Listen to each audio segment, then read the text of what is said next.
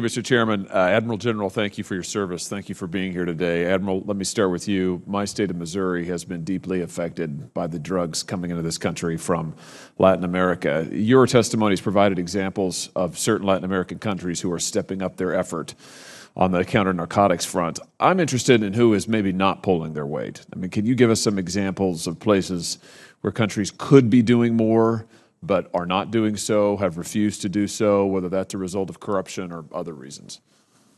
These transnational criminal organizations, $90 billion they took in last year to fuel instability across the region.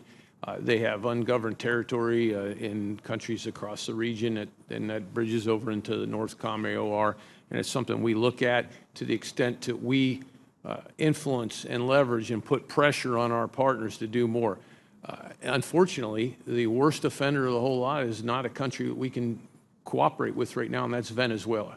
And we look at Venezuela, where the Maduro regime is being propped up by Cuba, Russia, and China, and we see the narco-trafficking that has increased substantially in the air and over land from Colombia into Venezuela, and then it becomes extremely difficult to track as it leaves in commercial, privatized shipping, private airplanes. And so we look at countries stepping up, and I think the international effort on pressure on Maduro and that illegitimate regime is a focus area where we can do more. Within the Central American countries, I'd call out Panama, the relationship Missouri Guard has with them. They've stepped up.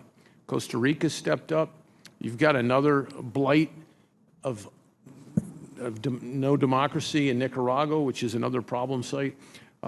El Salvador's done more. Guatemala's done more. Some others can do more. They're working on it, but there's certainly more effect that we can have from some of our partners. Thank you very much. That's very helpful. General, let me turn to you. Secretary Esper has called on our European allies to do more in the Sahel, and he has said recently that additional contributions by European allies, I'm quoting him here, could offset whatever changes we make as we consider next steps in Africa. I'm wondering if you agree with that first, and then I'm going to ask you to elaborate. But do you agree with that statement from the Secretary? I do agree with the statement that European contributions could, in many ways, offset what we're doing there. Could you give us, just on that point, General, some examples, specific examples, ways that you think our NATO allies could contribute more in the Sahel than they currently are doing? Well, sure. The French have called on their European neighbors to contribute more forces to the effort there, trying to directly confront the violent extremist groups there in the Sahel, specifically Mali and Niger, Burkina Faso. And I think that's something they can do and should do.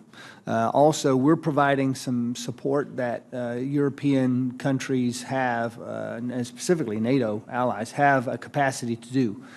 Airlift is one thing we're supporting the French forces with. Air refueling for French fighter aircraft is another thing. And these are capacities that are resident in many European countries that they could provide.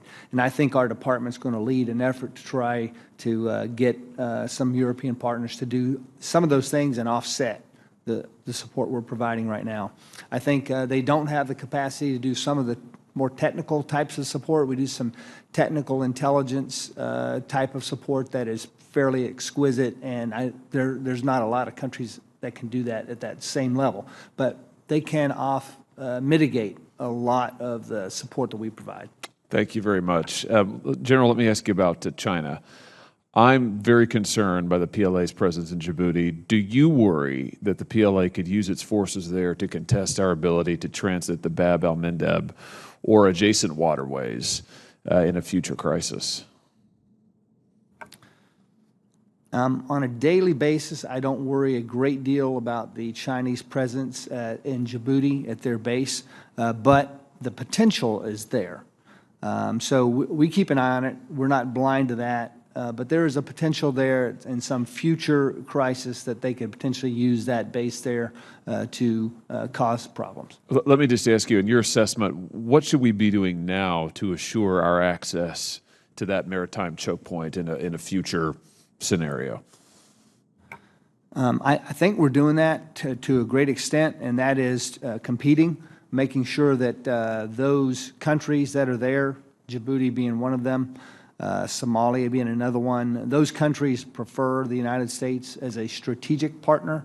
I'm not saying that they shouldn't interact with China or Russia at all, but what I want is at 2 o'clock in the morning when the Secretary of State calls a head of state in Africa and says, America needs to come in tonight, they say yes to us and they don't say yes to the Chinese or the Russians. My time has expired. Admiral, I want to ask you a few questions about the Chinese activity in your AOR. I'll submit those for the record. Thank you, Mr. Chairman.